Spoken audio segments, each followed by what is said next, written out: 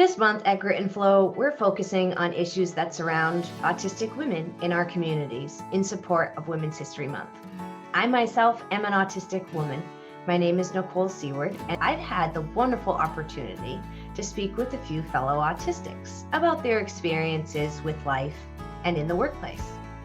This is only a quick snippet. If you want to learn more, we posted a paper online. The link can be found in the description. Enjoy.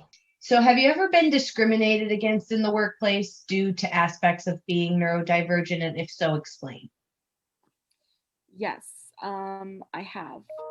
Pretty much every single job that I've ever had, which in high school I worked at Chick-fil-A, and there were a lot of social misunderstandings because either I wasn't fully in the moment and the words I used were different from the words I intended to use, or maybe I had compulsions to be extremely truthful, and so I broke relationships and trust where someone came to me with information that I wasn't supposed to share, and it just ate me alive. um, with hyper empathy and things like that.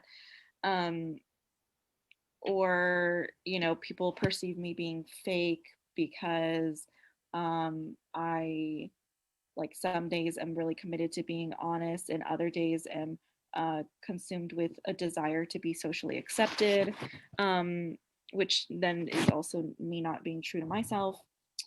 Also aspects of, like, not always remembering who I am, and being different in certain situations depending on how grounded I am and who I am. Um,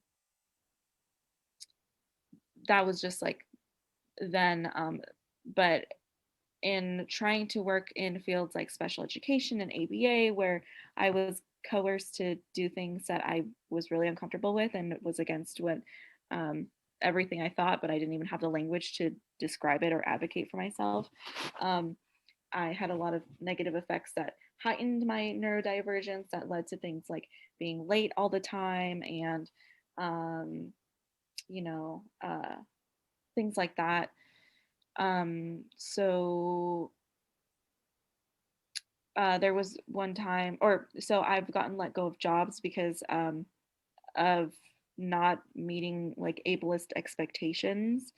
Um, but also it not being a welcoming enough environment where I would feel comfortable to share that I struggle in certain ways, or that I need accommodations or whatever.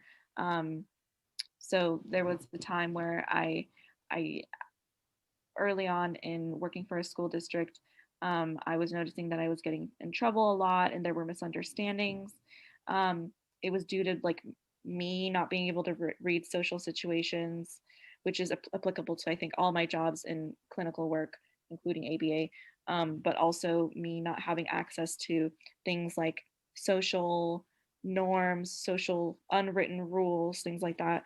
Um, and also thinking that I was being on time when that was not the case for other people, and getting caught up in compulsions in my car that led me to not being able to actually be in the classroom on time, or whatever their interpretation of on time was for putting your things away. Like, I was taking it very literally of I get there at a certain time. They wanted me to have my things away and be ready to work at a certain time.